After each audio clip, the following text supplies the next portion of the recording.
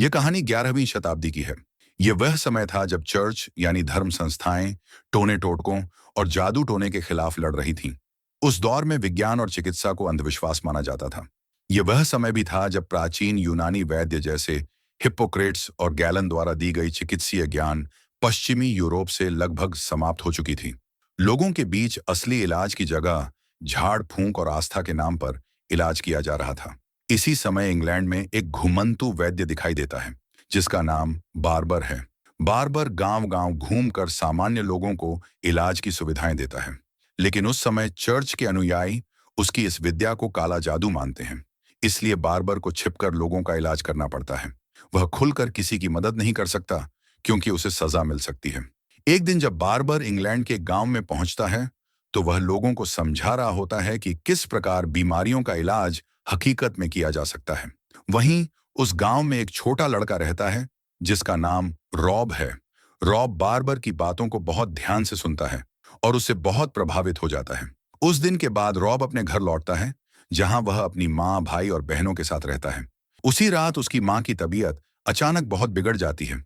Rob जब अपनी माँ के शरीर को छूता है तो उसे बहुत अजीब और डरावना सा एहसास होता है, ऐसा जैसे उसे किसी आने वाली विपत्ति का आभास हो गया हो। रॉब घबरा जाता है और भागता हुआ बार्बर के पास पहुंचता है। वह उससे विनती करता है कि वह उसकी मां का इलाज करे। बार्बर उसके साथ उसके घर आता है, लेकिन जैसे ही वह इलाज शुरू करने ही वाला होता है तभी कुछ गांव वाले और चर्च के कुछ लोग वहां पहुंच जाते हैं। वे बार्बर को रोक देते हैं और उसे इलाज करने नहीं देते क्योंकि उनके अनुसार यह सब पाप है और काले जादू जैसा है। अफसोस की बात यह होती है कि बार्बर के इलाज न कर पाने की वजह से रॉब की मां की मृत्यु हो जाती है। रॉब ये सब अपनी आंखों से देखता है और वह भीतर से टूट जाता है। रॉब अपनी मां की मृत्यु से अंदर तक टूट जाता है। उसकी मां को एक गंभीर पेट की बीमारी थी जिसे आज की भाषा में अपेंडिसाइटिस कहा जाता है। पर उस समय इस बीमारी का किसी को कोई ज्ञान नहीं था। किसी को नहीं पता था कि पेट में उठता तेज दर्द, उल्टी होना और भूख का बिल्कुल न लगना किसी घातक बीमारी के लक्षण हो सकते हैं। अगली सुबह गांव वाले रॉब के छोटे भाई और बहन को अपने साथ ले जाते हैं ताकि उनसे छोटे मोटे काम करवा सकें। रॉब अब पूरी तरह अकेला रह जाता है। जब वह देखता है कि बार्बर गांव से निकलने वाला है तो वह दौड़कर उसके पास जाता है और कहता है, मैं भी आपके साथ चलना चाहता हूं। वैद्य उसे अपने साथ ले लेता है। अब रॉब वैद्य के साथ रहते हुए उसके पास जो भी चिकित्सा संबंधी ज्ञान है उसे सीखने लगता है। लेकिन खुद वैद्य के पास भी सीमित जानकारी है। वह केवल कुछ सामान्य बीमारियों और चोटों का इलाज कर सकता है जो उसने वर्षों की यात्रा के दौरान सीखा है। समय बीतता है और रॉब धीरे धीरे बड़ा हो जाता है। वह वैद्य के साथ गांव-गांव घूमकर लोगों का इलाज करता है, लेकिन उसके मन में एक बात हमेशा बनी रहती है। वो उस बीमारी को समझना और उसका इलाज ढूंढना चाहता है जिसने उसकी मां की जान ले ली थी। ये बीमारी शरीर के अंदर होती है जहां बहुत तेज पेट दर्द होता है, उल्टियां आती हैं और भूख बिल्कुल चली जाती है। पर आज तक रॉब को इसका सही इलाज नहीं मिला है। एक दिन वे दोनों एक ऐसे व्यक्ति के घर इलाज के लिए जाते हैं जिसे अपने दांत में बहुत तेज दर्द हो रहा है। जब वैद्य उसका इलाज कर रहा होता है तो रॉब उस व्यक्ति के सीने पर हाथ रखता है। उसी पल उसे एक विचित्र और डरावना अनुभव होता है, वैसा ही अनुभव जैसा उसने बचपन में अपनी मां के सीने पर हाथ रखने पर महसूस किया था। वह घबरा जाता है और वैद्य को बताता है कि इस आदमी के साथ कुछ बहुत गंभीर है, कोई ऐसी बीमारी जो बाहर से दिखाई नहीं देती लेकिन अंदर ही अंदर जान ले सकती है। रॉब कहता है, मुझे लगता है ये आदमी आज रात नहीं बचेगा। और वही होता है। रात होते होते उस व्यक्ति की मृत्यु हो जाती है। यहीं पर एक अनोखी बात सामने आती है। रॉब के अंदर एक विशेष शक्ति है, एक ऐसी संवेदनशीलता जिससे वह यह अनुमान लगा सकता है कि किसी व्यक्ति के शरीर में कोई गंभीर बीमारी छुपी हुई है, भले ही उस समय दुनिया को उस बीमारी का कोई ज्ञान न हो।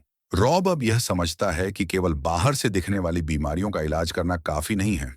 शरीर के भीतर क्या हो रहा है ये जानना जरूरी है।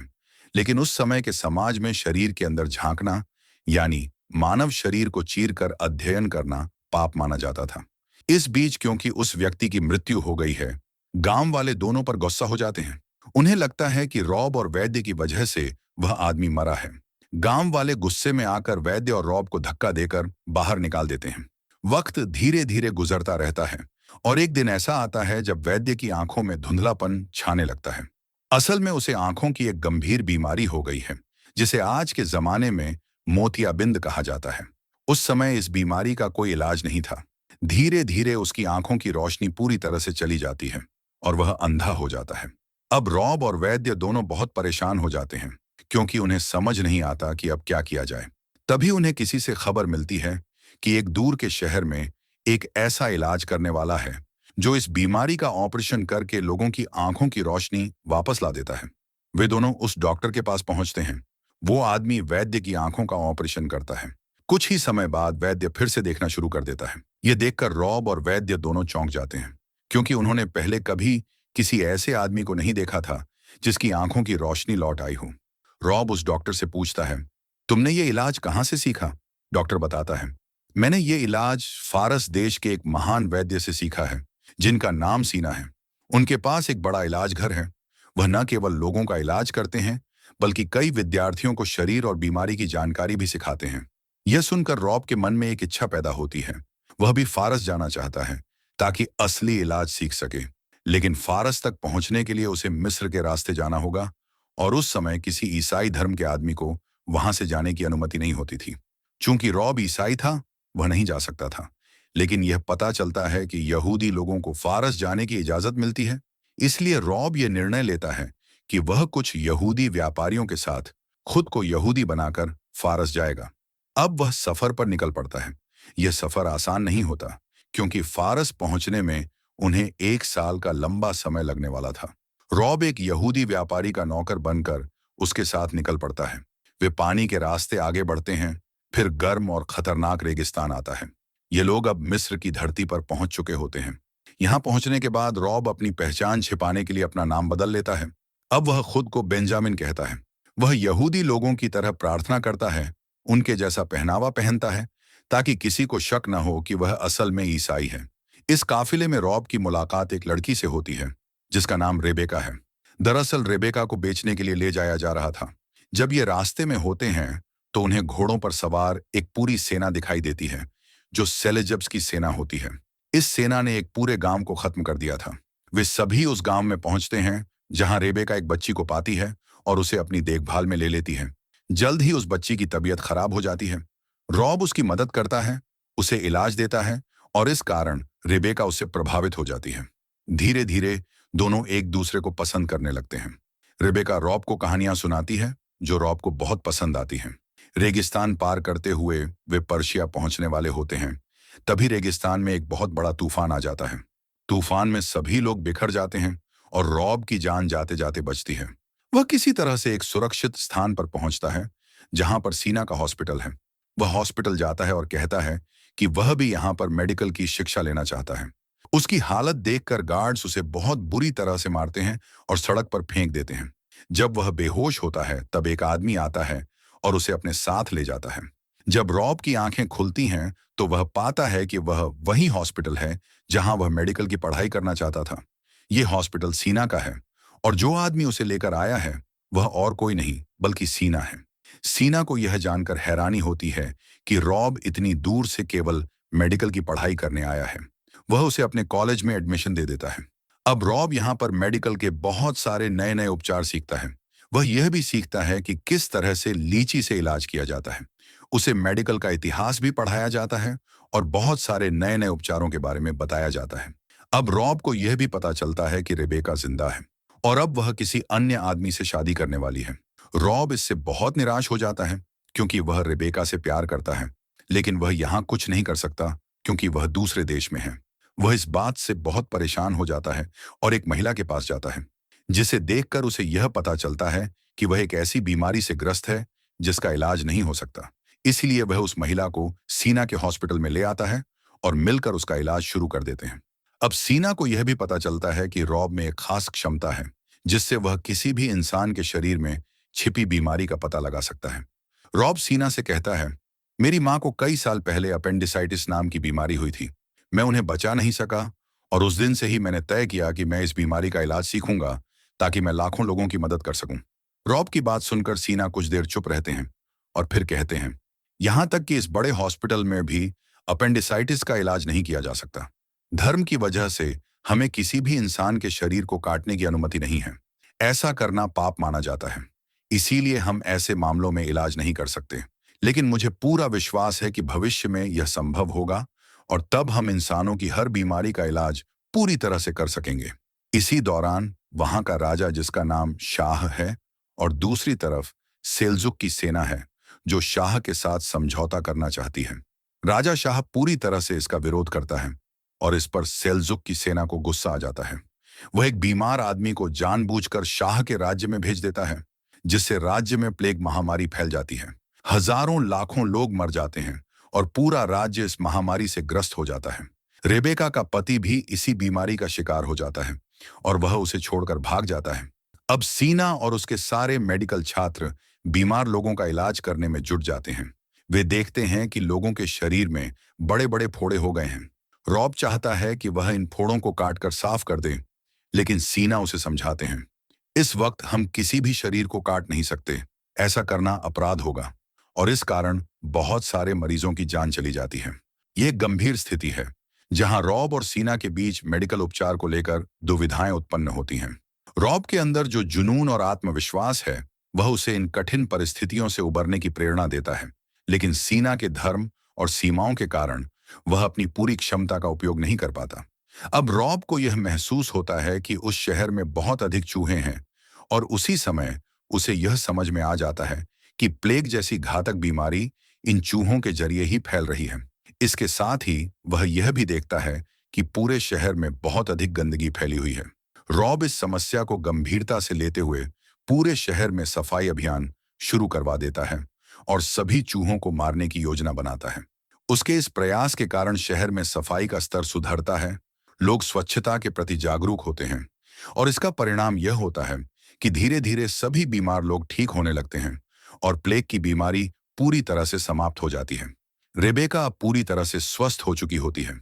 उसका पति, जो उसे छोड़कर चला गया था, अब वापस लौट आता है। क्योंकि वो रेबेका का पति है, इसीलिए रेबेका को मजबूरी में उसके साथ जाना पड़ता है।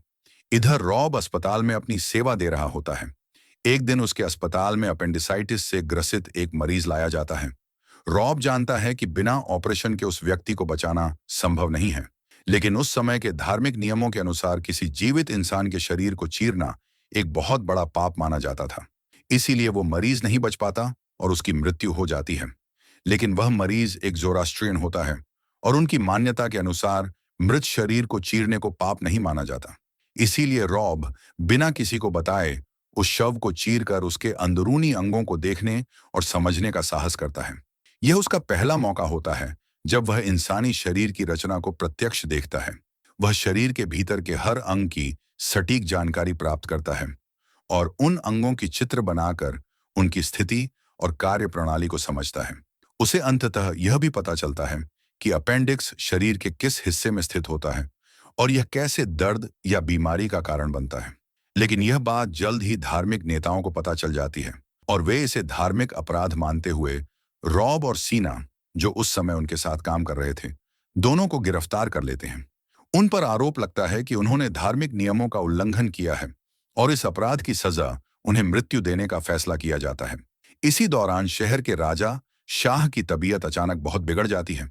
उसे भी वही बीमारी हो जाती है जिससे कभी रॉब की मां पीड़ित हुई थी। अब स्थिति ऐसी बन जाती है कि रॉब और सीना को जेल से रिहा कर दिया जाता है और उन्हें शाह के इलाज के लिए बुलाया जाता है। रॉब, उस समय के सबसे प्रभावशाली व्यक्ति, शाह से कहता है, हम आपको ठीक कर सकते हैं, लेकिन इसके लिए हमें आपके शरीर का ऑपरेशन करना होगा। हमें आपकी पीठ को चीरकर उस बीमारी को बाहर निकालना होगा जो आपके भीतर फैल चुकी है। शाह इस बात पर सोचते हैं और फिर राजी हो जाते हैं, लेकिन रॉब एक शर्त रखते हैं, आपको रेबेका को रिहा करना होगा। दरअसल रेबेका के पति को यह पता चल गया था कि रेबेका और रॉब के बीच संबंध बन चुके हैं, इसलिए उसने उसे समाज के सामने पत्थरों से मार डालने की सजा दिलवाई थी। शाह रॉब की इस शर्त को मान लेता है। फिर रेबेका को मौत की सजा से बचा लिया जाता है और उसे आजाद कर दिया जाता है। इसके बाद रॉब, सीना और उनके साथ के दूसरे व्यक्ति शाह के इलाज की तैयारी करते हैं। वह उसे बेहोश करने के लिए शरीर के बाहर से दर्द निवारक दवा देते हैं और फिर उसकी पीठ को चीरते हैं, जिससे वह अंदर की बीमारी को साफ कर पाते हैं। यह एक सफल ऑपरेशन होता है और कुछ ही दिनों में शाह पूरी तरह से स्वस्थ हो जाता है। दूसरी ओर राज्य के धार्मिक गुरु शाह से नाराज हो जाते हैं। उन्हें यह बुरा लगता है कि शाह ने रॉब और सीना को माफ कर दिया और इस तरह के उपचार की अनुमति दी जिसे वे धर्म के विरुद्ध मानते हैं। वे शाह के खिलाफ विद्रोह कर देते हैं और सेल्जुक की सेनाओं से मिलकर राजधानी शहर पर हमला कर देते हैं। इस हमले में पूरे शहर में अफरा तफरी मच जाती है। शहर में आग लग जाती है और सीना का स्कूल और उसकी किताबों की लाइब्रेरी जलकर खाक हो जाती है। रॉब सीना से मिलने जाता है। उस समय सीना अपनी जली हुई लाइब्रेरी के बीच अकेले बैठे होते हैं। वे रॉब को अपनी सबसे कीमती चिकित्सा पुस्तक सौंपते हैं और कहते हैं, यह ज्ञान तुम्हारे जीवन भर काम आएगा।